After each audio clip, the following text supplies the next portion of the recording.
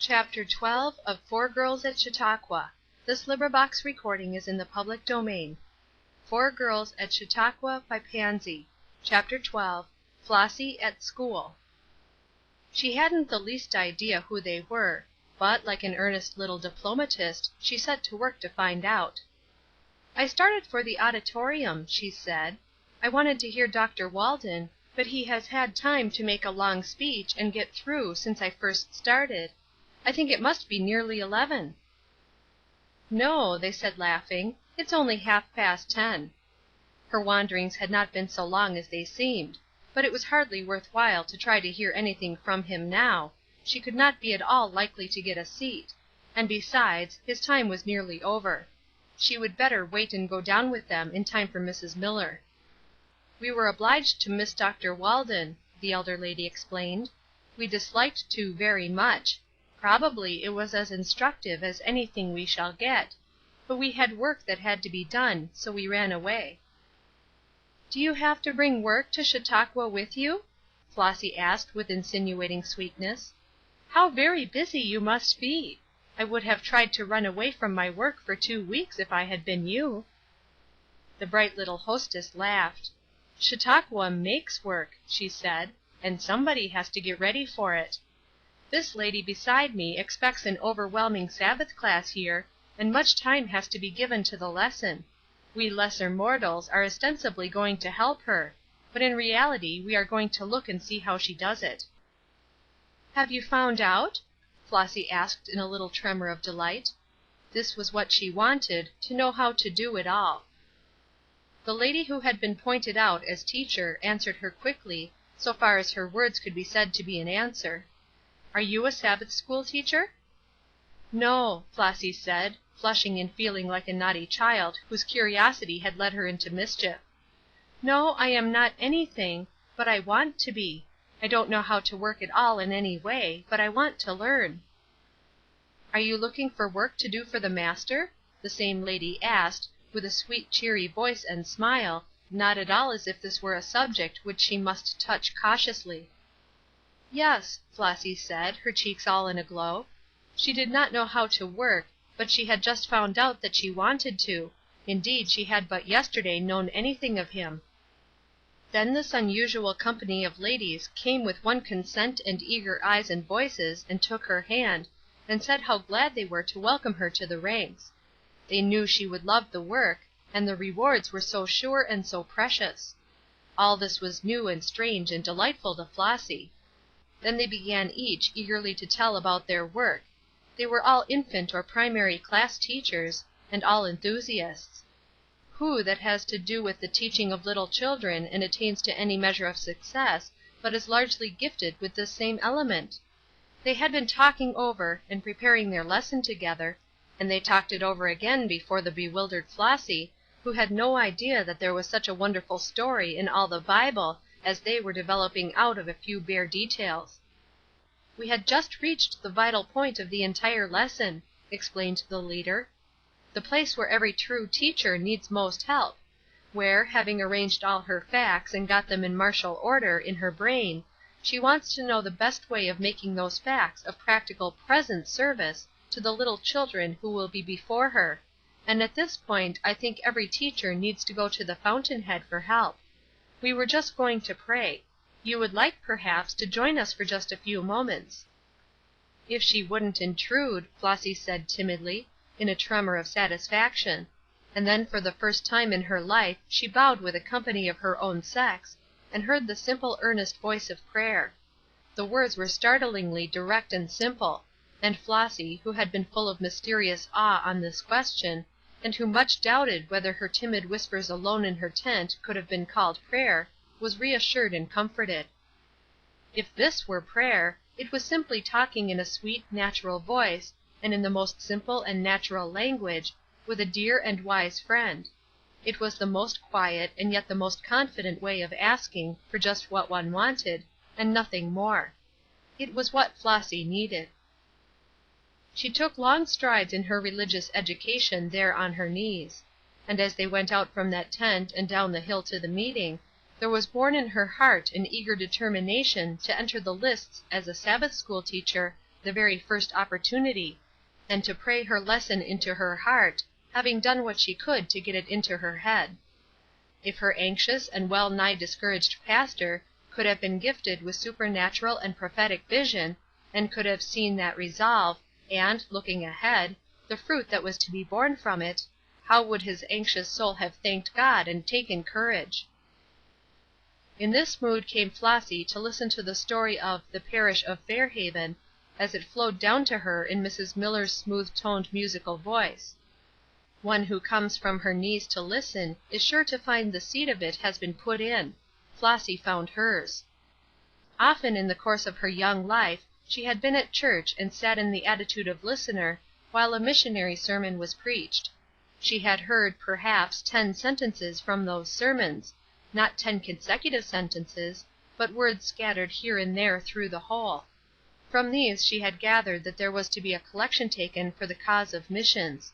Just where the money was to go, and what was to be done with it when it arrived, what had been accomplished by missionary effort, what the Christian world was hoping for in that direction, all these things Flossy Shipley knew no more about than her kitten did. Perhaps it was not strange, then, that although abundantly supplied with pin money, she had never in her life given anything to the work of missions. Not that she would not willingly have deposited some of her money in the box for whatever use the authorities chose to make of it, had she happened to have any, but young ladies as a rule have been educated to imagine that there is one day in the week in which their portmonnaies can be off duty. There being no shopping to be done, no worsteds to match, no confectionery to tempt, what earthly use for money? So it was locked up at home. This, at least, is the way in which Flossy Shipley had argued, without knowing that she argued at all. Now she was looking at things with new eyes, the same things that she had heard of hundreds of times, but how different they were! What a remarkable scheme it was, this carrying the story of Jesus to those miserable ignorant ones, getting them ready for the heaven that had been made ready for them! The people of Fairhaven did not appear to her like lunatics, as they did to Ruth Erskine.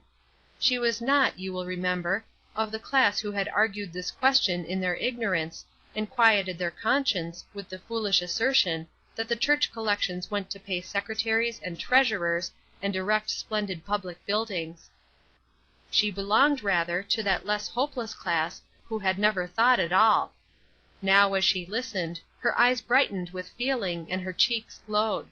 The whole sublime romance of missions was being mapped out to her on the face of that quaint allegory, and her heart responded warmly.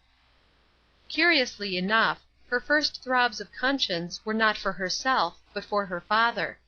The portly gentleman who occasionally sat at the head of the Shipley pew, and who certainly never parted company with his pocketbook on Sabbath or on any other day, did he give liberally to foreign missions? She could not determine as to the probabilities of the case.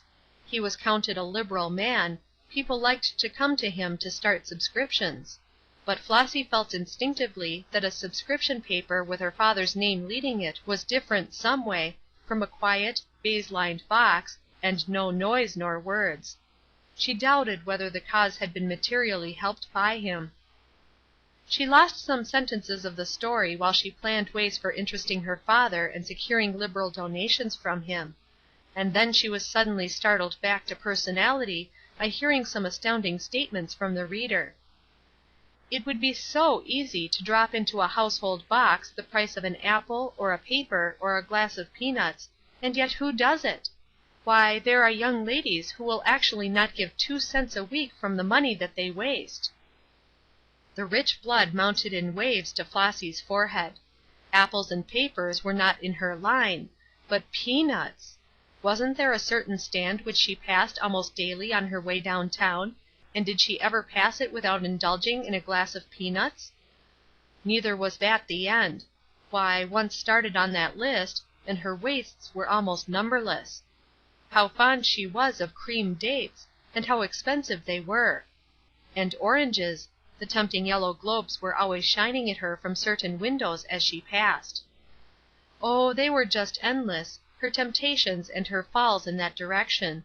Only who had ever supposed that there was any harm in this lavish treatment of herself, and of any friends whom she happened to meet?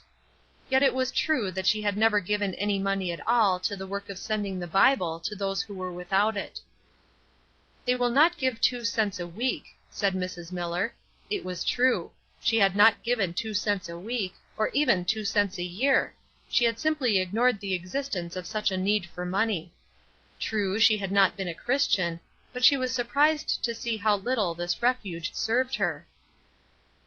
"I have been a human being," she told herself, with a flush on her face, "and I ought to have had sufficient interest in humanity to have wanted those poor creatures civilized." But there was another thrust preparing for Flossy. The reader presently touched upon one item of expenditure common to ladies, namely, kid gloves, and made the bewildering statement that economy in this matter, to the degree that needless purchases should be avoided, would treble the fund in the missionary treasury. It could not be that from among the sea of faces the speaker had singled out Flossy Shipley, and yet that was the way it seemed to her.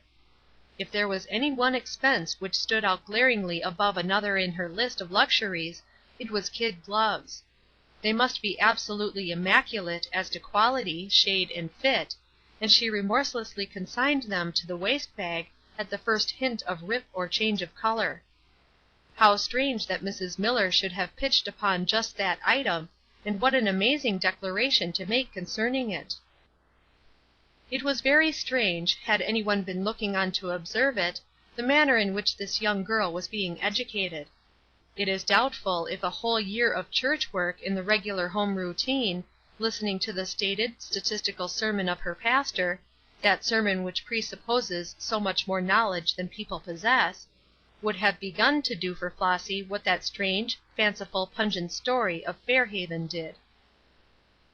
Before that hour was closed, she had settled within her resolute little heart a plan that should henceforth put her in close communion and sympathy with mission work. Not exactly the plans of operation, except that kid gloves and peanuts took stern places in the background, but this was simply the foundation for a resolute system of education, carried all through her future life. What a pity it seems, sometimes, that people cannot read the hearts and watch the springs of action of those around them. If Mrs. Miller, as she closed her paper and moved away from the platform, could have seen the earnest purpose glowing and throbbing in Flossy's heart, and have known that it was born of words of hers, what a glad and thankful heart she would have carried back to her tent. Also, if the much troubled pastor at home could have taken peeps into the future, and seen what Flossy Shipley's resolves would do for missions, how glad he would have been. Perhaps it would be better to lay all the troubles and the tangles down in the Hand that overrules it all, and say, in peace and restfulness, He knoweth the end from the beginning. End of Chapter 12. Recording by Trisha G.